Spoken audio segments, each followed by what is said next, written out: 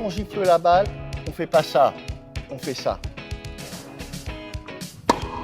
Parfait ça, très belle qualité. Je ne sais pas si vous entendez le son de la balle. Et puis tu as vu, super régularité, non? Ouais, franchement, je la sens mieux. Bon, la même chose, sans le lest, je suis désolé.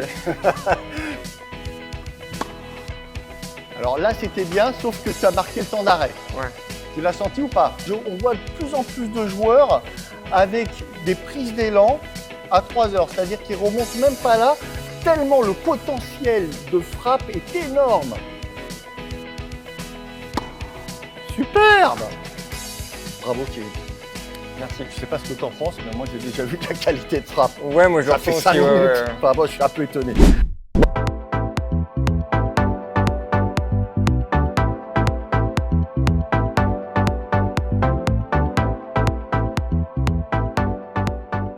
Bonjour, bienvenue pour un nouveau format de Révolution 60 minutes chrono. Alors aujourd'hui, on a un nouveau challenger qui nous vient de Picardie. Enfin, tu es parisien maintenant. Maintenant, ouais. Voilà, Kevin. C'est Donc, ça. tu es classé 34. À la base, je fais du tennis de table en club depuis que j'ai Mhm. Depuis que j'ai 15 ans. Ah ouais. Et là, il y a le petit challenge dans la belle famille pour se mettre au tennis. Donc, ça fait 6 mois que je m'y suis mis. Et là, je viens voir comment progresser encore. Ouais. Juste pour la petite anecdote, tu m'expliquais qu'au ping-pong, à une époque, vous aviez des solvants que vous pouviez mettre sur Sur le bois, en fait, c'est un bois de revêtement. Et du coup, c'était la petite astuce pour que ça aille plus vite, quoi. D'accord, et ça a été interdit, c'est ça? Ça a été interdit, ouais, il y a pareil, une dizaine d'années, je pense. Pourquoi? Parce que ça allait trop vite, c'est ce que tu m'expliquais. Ça allait trop vite et c'était nocif pour la santé. En tout cas, nous aujourd'hui, on est là pour ton revers recouvert. On va essayer de mettre ça en place. C'est parti. Juste avant cette vidéo, vous me demandez souvent si je propose du coaching privé. Oui, absolument et à tout niveau. Que vous soyez débutant, joueur amateur de club ou que vous ayez un projet de haut niveau. Si vous en avez marre de galérer dans votre tennis, si vos résultats sont pas à la hauteur de vos attentes et que vous voulez définitivement passer un cap, je vous propose un coaching de transformation hyper puissant. Visionnez les quelques témoignages sur ma chaîne YouTube pour vous en rendre compte. Réservez un appel dès maintenant en cliquant sur le lien Calendly juste en dessous ou envoyez-moi un texto ou appelez-moi sur le numéro de téléphone qui s'affiche. Allez, bon visionnage pour cette vidéo.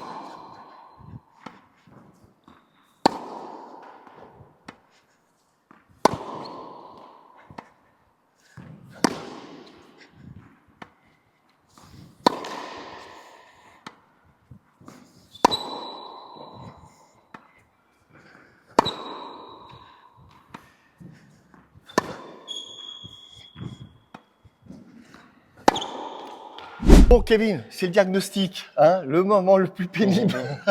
On voit que tu as quelques séquelles d'ancien pongiste. Ouais. Tu es effectivement sur un geste très très court. Tu es extrêmement bloqué au niveau des épaules, des bras et des poignets. Tu boises beaucoup, tu es très irrégulier, tu n'as pas vraiment de sensation. Donc c'est vrai que en jouant ce revers-là par rapport à celui que l'on souhaite, c'est-à-dire nos modèles aujourd'hui en revers recouvert, c'est Sinner, c'est Sabalenka. Voilà, enfin, on va prendre ces deux-là. J'ai déjà fait une vidéo sur le revers à plat d'Alcaraz. On est sur une autre dynamique, sur une autre logique mécanique. Donc aujourd'hui, on va vraiment partir sur le revers recouvert et fouetté de Yannick Sinner. Okay. D'accord? Allez, c'est parti. On va commencer avec avec du lourd. Okay. Donc, vu ton état, j'ai pris un poids lesté d'1,5 kg. Il faut vraiment qu'on arrive à débrider, à déverrouiller l'axe, épaules, bras, avant-bras, poignets. Donc, je vais glisser ce poids lesté pour que le lest puisse naviguer du manche au cœur de la raquette. Donc, tu vas démarrer les deux mains à hauteur du nombril, la tête de raquette vers le haut, et tu vas simplement relâcher les poignets et donner un peu de vitesse. Donc ça, c'est très important. Je ne veux pas que tu cherches à résister au lest. C'est ça qu'on essaye de travailler à travers ce poids lesté. Tête de raquette à midi. Voilà, on y va. Relâche bien. Laisse tes épaules se faire entraîner par le lest. Lâche les poignets tout de suite. Bien. Super. Démarre en l'air.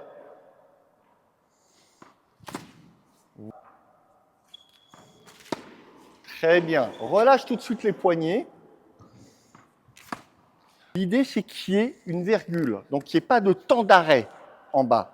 Maintenant, s'il y a ce temps d'arrêt, au départ, dans un souci d'apprentissage, c'est pas grave. Donc, continue à bien relâcher tes poignets. Donc, l'idée, c'est que ce soit en un temps. Pour l'instant, Kevin, je lui demande de relâcher. Et du coup, il s'arrête en bas.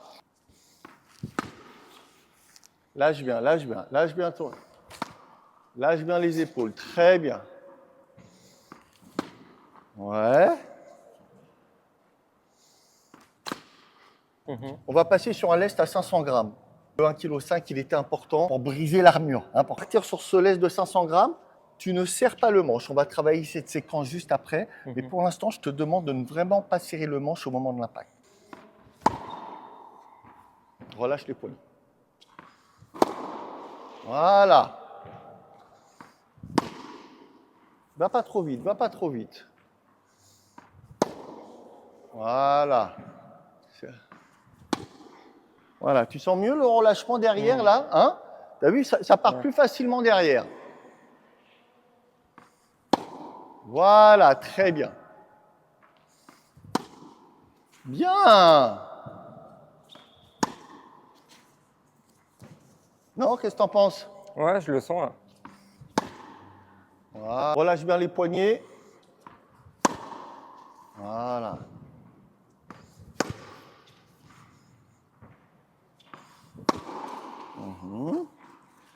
Voilà, serre pas le manche, va pas trop vite. Voilà, relâche complètement sans aller trop vite. Bien.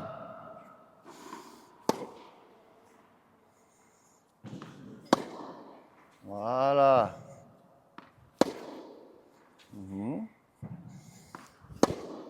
Ouais.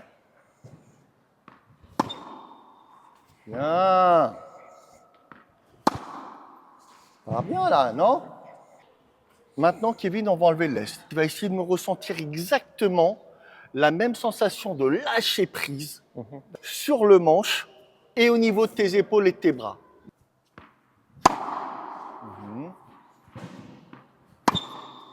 Relâche bien les épaules. Ça y est, nous venons de fêter les 3 ans du Slapfast. Vous êtes 2500 à m'avoir fait confiance, c'est au-delà de nos espérances et vos retours sont incroyables. Pour ceux qui ne connaissent pas encore, c'est un outil révolutionnaire qui vous permet de ressentir le relâchement de votre poignet et donc d'améliorer instantanément la qualité de votre frappe de balle. Cliquez sur le lien ci-dessous pour accéder à la page d'information. Premier exercice sur le relâchement, bravo. Je voudrais que tu arrives à ressentir encore plus de relâchement au niveau des poignets et de l'épaule. Pour ça, je vais te demander, après l'impact, venir sentir un petit impact de ton manche juste derrière ton épaule. Ce sera un bon indicateur de relâchement. Donc, je veux surtout pas que tu provoques le mouvement parce que là, sinon, c'est mort et c'est exactement à l'antithèse de ce qu'on recherche. Okay. Je veux simplement que tu réussisses à détendre tes coudes, tes poignets et tes épaules. Et avec le lest, donc là, je laisse pour cet exercice un petit lest de 500 grammes. Je veux que tu arrives à lâcher prise totalement sur les 2 bras et à sentir cette raquette qui vient mourir derrière. Tu vas trop vite, ralentis, ralentis. Voilà. Est-ce que tu sens la raquette mourir derrière? Ouais. Ouais, bien. Voilà. Je te rappelle que c'est une conséquence du relâchement, hein, d'accord? Voilà, c'est induit par le relâchement. Tu sens là ce manche qui vient heurter derrière? Oui. Ouais. Voilà, très bien. Superbe. Voilà. Tout ça se fait très naturellement, sans forcer.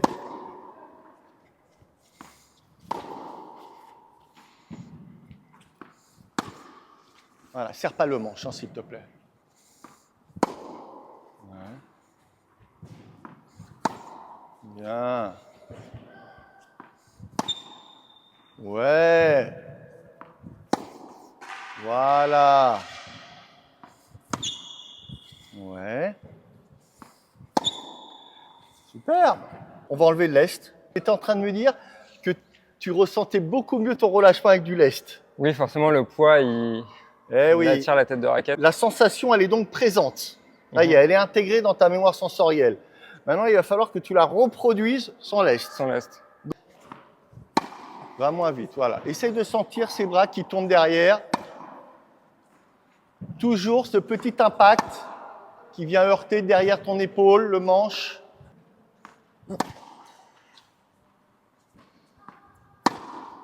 Ouais, c'est bon ça. Allez, sur la ligne de fond, la notion de recherche de zone, elle est exclue pour l'instant. On est uniquement focus sensation. Ouais, propre. Alors, ça manque de relâchement de poignet pour l'instant, mais on va travailler ça juste après. Voilà.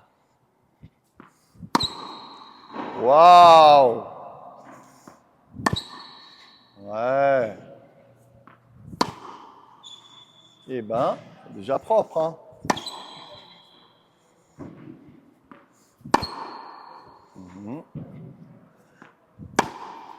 Bien. Bravo, Kevin. Je ne sais pas ce que tu en penses, mais moi, j'ai déjà vu de la qualité de frappe. Ouais, moi je Ça fait ressens 5 aussi. minutes. Ouais. Enfin, moi, je suis un peu étonné. Tant mieux. Hein. Alors, concernant la prise, en prise revers à deux mains, en général, de façon naturelle, pour les droitiers, je parle, hein, on a la paume de la main derrière, et puis la main droite. Alors, soit certains gardent la prise coup droit un peu fermé, soit ils reviennent en prise marteau. Bon, je vous déconseille d'avoir une prise trop fermée. Voilà, c'est juste ça. Maintenant, c'est pas ça qui va vraiment donner une influence importante. Faut être à l'aise sur votre prise. L'idéal, c'est d'avoir la prise marteau sur la main droite, mais beaucoup de joueurs gardent une prise en coup droit. C'est négociable. On va travailler sur l'intensité de pression sur le manche. C'est la clé. Sans une bonne intensité, tu peux bloquer tout le mouvement. Alors, tu vas prendre tes deux mains. Ok. Voilà. Donc, je vais serrer avec toi. On commence à 0. 1. C'est moi qui Ok. fais. Hein. Donc, 1, 2, 3, 4, 5, 6, 7, 8, 9, 10. Tu as senti les différents paliers de pression hein. Alors, ce que je vais te demander, pour le revers recouvert façon Sinner, à l'impact, vous êtes à 1. Même sur une accélération, sauf en retour de service. Donc, il faut à peine que tu serres le manche au moment de l'impact. Avant l'impact, tu es à 0,1. Après l'impact aussi. Je veux que tes poignets soient totalement libres. Et ça va passer par cette intensité. Ton focus, il est sur ton intensité de pression, Kevin. Voilà. Allez, on ne serre pas le manche. Très bien. Voilà.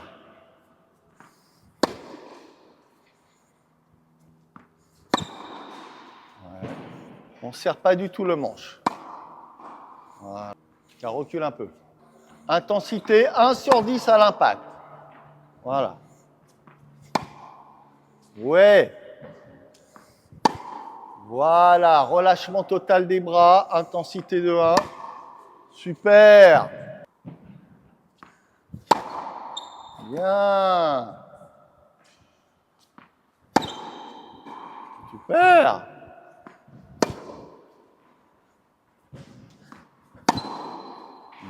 Tu me disais à l'instant, le fait justement de ne pas serrer le manche, déjà, on va rappeler que tu as une blessure au poignet, c'est ça hein Ouais, j'ai eu une rupture de ligament dans le poignet. Ouais. Du coup, là, j'avais un peu peur du relâchement. J'avais un peu peur de prendre les chocs et de me refaire mal. Et au final, c'est pas du tout le cas. Donc, Voilà.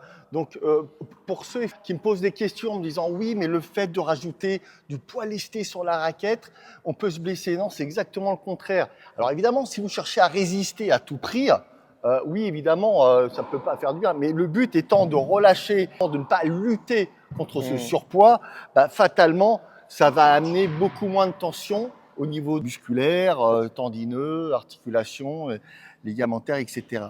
Bravo en tout cas. Alors maintenant, ce qu'on va travailler, c'est le relâchement des poignets en fin de préparation. Je t'en ai parlé tout à l'heure, tu as encore un peu de mal. Alors, que ce soit pour un revers à deux mains, à plat façon Alcaraz ou recouvert façon Sinner, il faut absolument passer par cette étape-là parce qu'elle va pouvoir générer du fouetté. Donc ce que je vais te demander dans un premier temps, j'ai mis ce lest de 500 grammes, c'est de démarrer les deux poignets totalement relâchés. Donc, tu as vu, l'indicateur, c'est pour les droitiers évidemment, c'est un poignet droit à 45 degrés, puis une main gauche complètement détendue avec la tête de raquette face au sol. Tu vas essayer, sans reprendre vie, juste de laisser passer le bras et de terminer le petit impact indicateur d'un relâchement total. Voilà, très bien. On ne reprend pas vie sur les poignets. Très bien.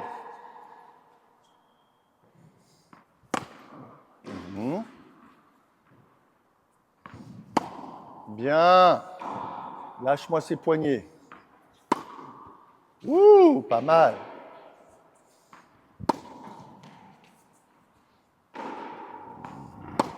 Ouais. Maintenant, ce que je vais te demander, tu vois, là, tu es à 6 heures. Hein. La tête de raquette, tu as vu, elle pointe à 6 heures. C'est de démarrer à 3 heures et de relâcher à 6 heures et de faire partir.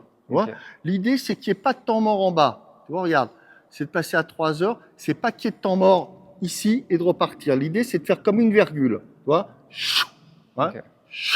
donc, ça va donner quoi? Je vous fais une petite démo que vous regardiez bien. Voilà. Ce que je ne veux pas voir, c'est temps d'arrêt et ensuite partie. Voilà, ça c'est ce que je veux voir. Dès que tu sens que tu commences à relâcher les poignets, tu fais avancer les bras. Commence à 3 heures. Ouais. Ah ouais. Bien. Non, j'ai pas vu le relâchement du poignet là. Relâche complètement. Voilà. Tu abandonnes totalement les poignets. Lâche.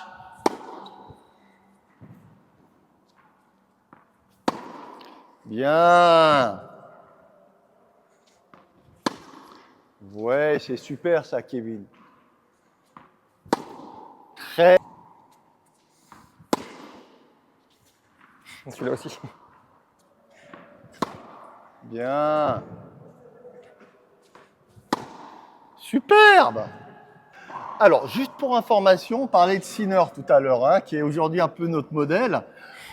Sinner, il a une prise d'élan à 3 heures. Autant Djoko, par exemple, il est là-haut, beaucoup de joueurs sont effectivement là-haut. Autant, on voit de plus en plus de joueurs avec des prises d'élan à 3 heures, c'est-à-dire qu'ils ne remontent même pas là, tellement le potentiel de frappe est énorme avec le relâchement de ses poignets. Là, on travaille vraiment la phase aller et ensuite, on va travailler la phase retour au moment de la frappe. Ce que tu peux faire maintenant, c'est que tu vas commencer à midi, tu vas essayer de me ressentir exactement la même chose.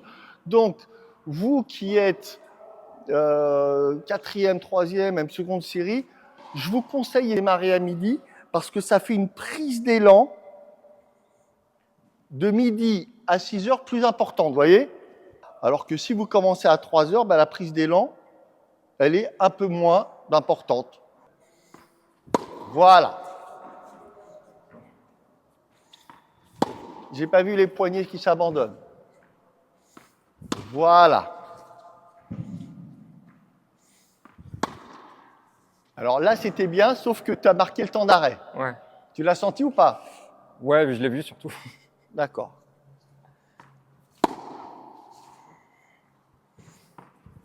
Voilà, c'est pas grave. Allez. Bien. Ouais. Bien. Voilà. Ce que je vous conseille, c'est d'essayer cette onomatopée qui va vous guider justement dans ce geste de la virgule. Au lieu de faire chaque, vous faites lâche. Voilà. Tu vois? Oui. Oui. Ouais, superbe ça.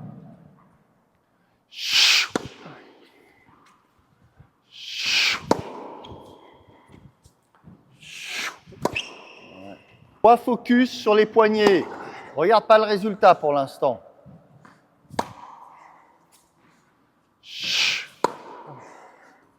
Relâche poignet. Bien.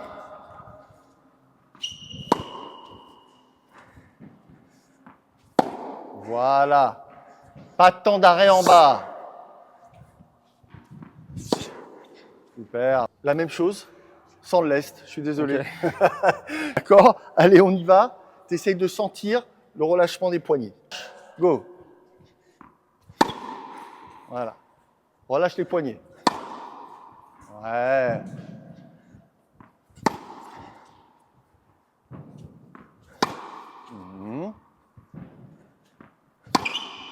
Relâche bien les poignets.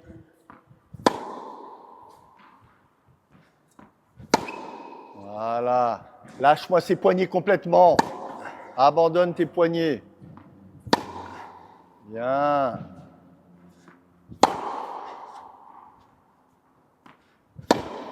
Ouais. Très bien. Lâche complètement à chaque fois. Voilà, je veux que tu relâches les poignets à 100% à chaque fois. Il y a de la belle qualité, il y a déjà du bon son là qui sort là au bout de 20 minutes.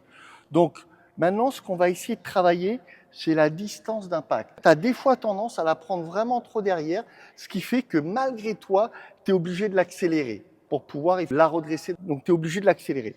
Alors, ce que je vais faire, c'est que je vais déposer les balles devant toi, ce qui va t'obliger à aller les chercher un peu plus devant.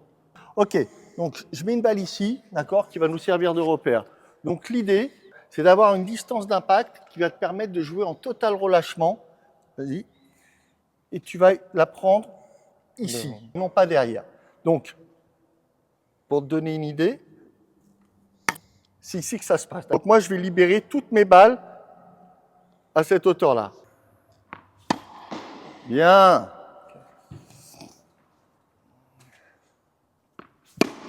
Ouais. Bien. Voilà. Parfait. Ouais. Voilà, je vais aller. Super. Ouais. Très bien. Ouais. Relâche les poignets en même temps. Même si on n'est pas focus sur cette séquence de relâchement de poignets, je demande quand même à Kevin d'essayer de la ressentir. Bien. Maintenant, ça va être à toi d'apprécier cette distance d'impact. Tu vas bien la chercher devant toi, ok? Sans forcer, sans serrer le manche. Ok. Bien. Waouh. Ouais, superbe.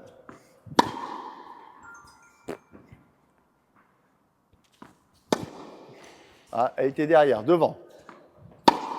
Ouais.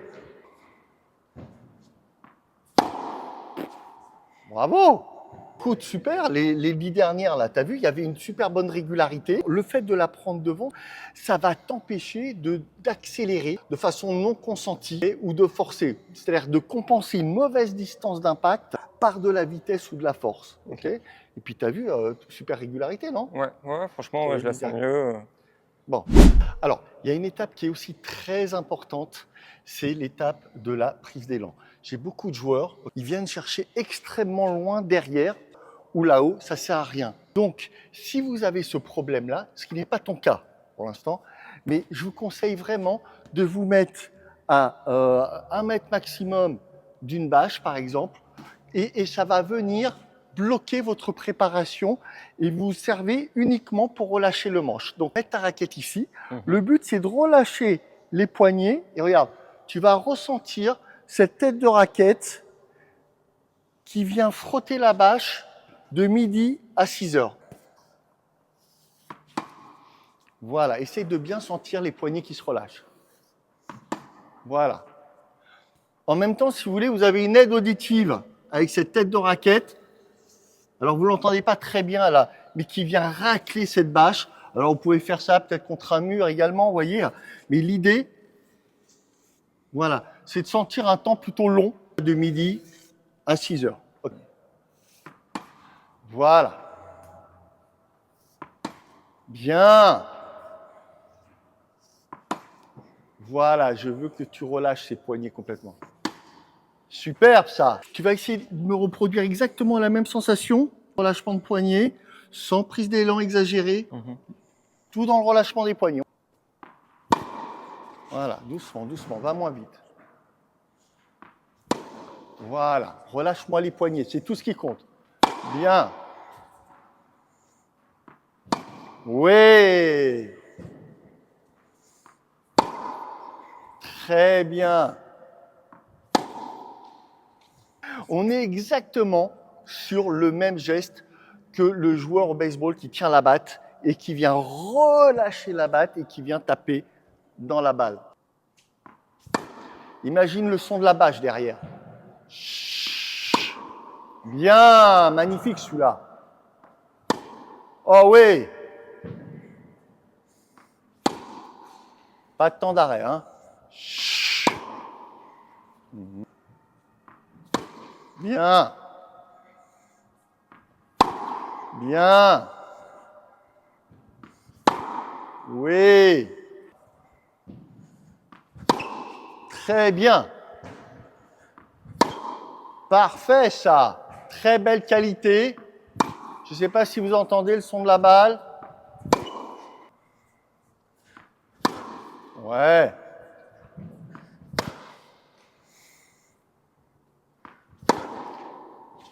Super Kevin, ça avance vraiment bien.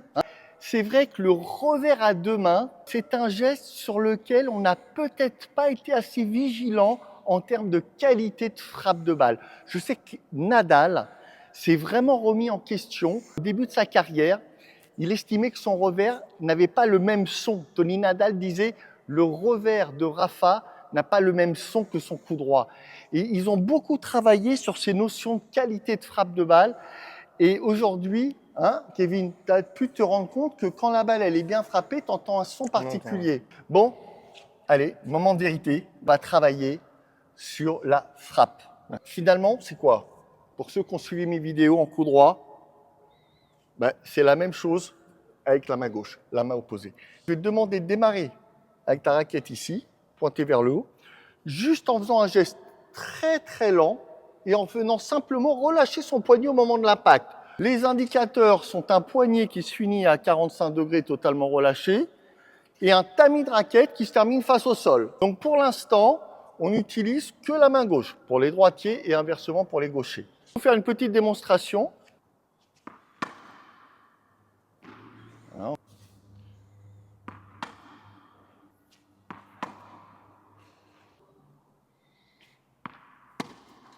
Non. Force pas à l'impact. Voilà. Relâche ton poignet, force pas, cherche pas à taper dans la balle. Voilà. Encore plus détendu le poignet. Non? T'as vu? Il y a de la retenue là. Voilà. Ouais, c'est bien. Ne cherche pas à taper dans la balle. Voilà. Bien. Alors, juste pour information, je vois beaucoup de joueurs qui s'exercent à jouer de la main gauche. Pas mal. Mais ça dépend comment on le fait. C'est toujours pareil. Si vous faites ça ne sert à rien. Vous n'aurez jamais cette qualité de frappe qui vient du poignet. D'accord? Donc, ce que je veux voir, c'est vraiment un relâchement total du poignet. Parce que vous pouvez vous entraîner des heures à faire ça, vous n'aurez jamais de qualité de frappe de balle. Pourquoi? Parce qu'on est sur le phénomène de la gifle, de la claque. Et quand on gifle la balle, on ne fait pas ça, on fait ça. Bien. Voilà. C'est bien ça. Bien. Les deux dernières. Voilà. T'as vu le poignet bloqué là? C'est pas évident. Bravo Kevin. Le poignet s'est bien relâché sur la fin là.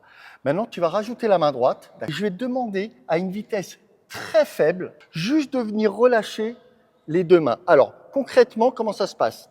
Le poignet gauche est comme ça et le poignet droit de l'autre côté.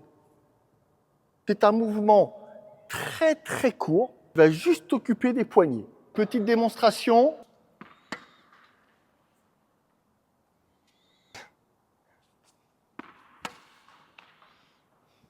Ouais. Voilà, t'as vu? Je ne serre absolument pas le manche de la raquette et mes poignets sont complètement relâchés. Donc doucement, on marque un petit temps d'arrêt, on observe. Voilà. Bien. Voilà. Alors. Relâche bien les poignets au démarrage, là. Relâche. Bien. Superbe. Bien.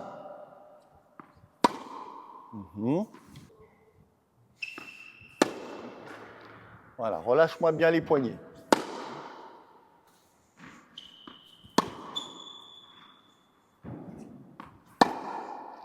Voilà.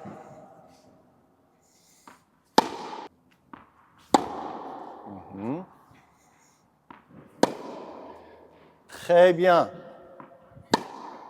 Ouais. Pour terminer, je voudrais vraiment qu'on travaille sur la sensation de balle recouverte. Donc l'idée, c'est de frapper la balle à 15 heures et d'avoir le sentiment, c'est une intention, hein, d'avoir l'intention de venir chercher midi. Ça va donner ça et ça. 15 heures, midi, toujours en relâchant extrêmement ses poignets. Voilà, va chercher le midi. Bien. Voilà, tu relâches les poignets, tu vas chercher midi. Voilà, très bien. T'as vu? Très bien, continue. Va chercher le midi. Parfait.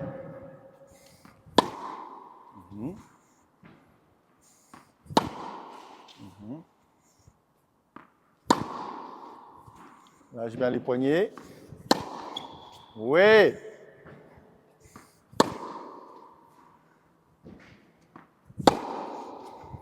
Entre le relâchement de tes épaules, entre ta mécanique gestuelle, entre ton relâchement de poignet à la frappe, tu as une Formule 1 dans la main. Enfin, dans les deux mains en l'occurrence. Donc là, il va falloir que tu apprennes à maîtriser et à prendre conscience de ta vitesse moyenne de sécurité. Okay. Parce que avant, tu étais obligé d'aller extrêmement rapidement pour compenser toute cette absence de fluidité. Là, tu l'obtiens. Donc, il va falloir que tu ralentisses ta vitesse pour que tu aies un meilleur contrôle. Donc, sur une échelle de vitesse de 0 à 10, on va essayer dans un premier temps de se mettre à 3 sur 10. On le fait ensemble, c'est parti. On commence à 1 sur 10. Même pas. 1 sur 10. 2. 3. Voilà, pas plus.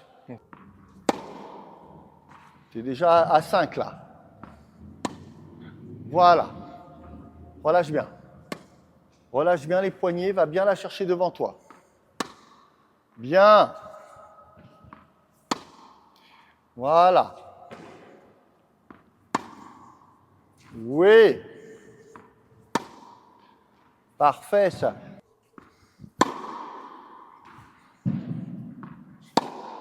Bien. Non, tu es trop rapide là. Ralentis. Voilà. Bien. Oui. Ok, super. Top. 3 sur 10, on a dit. Relâche les poignets au départ. Bien. Oui.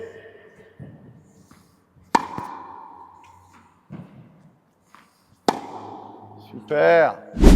Kevin, c'est l'heure du bilan. Bon. Tu es en train de me dire que tu voulais arrêter le ping-pong? Ouais, bon, je vais peut-être continuer. C'est une petite blague, Bon. mais bon. En tout Ok. cas, alors je vais te donner mon point de vue, tu me donneras le tien après. J'ai vu le jour et la nuit. J'ai vu effectivement un Kevin arriver tout à l'heure sur les premières balles, bloqué au niveau des poignets, de toute la chaîne du bras à l'épaule, c'était bloqué. Ça partait pas de la raquette, ça boisait. Il y avait... Et là, je te vois, ça va faire 1 heure, 60 minutes, je te vois en train de m'allonger des balles avec une cadence de frappe en longueur. Bon, évidemment, il faut que tu travailles maintenant pour augmenter ton contrôle et ta maîtrise. Mais si tu continues en respectant toutes ces séquences, hein, donc tu vas les travailler de façon isolée. Hein. Quand par exemple tu veux travailler la distance d'impact, tu te focuses uniquement là-dessus. Tu m'as expliqué que ta copine était 3-6, donc bon, ça va te faire une sparring de luxe. Donc tu peux lui demander de jouer tranquillement sur toi et toi, tu vas te focuser sur une séquence à la fois.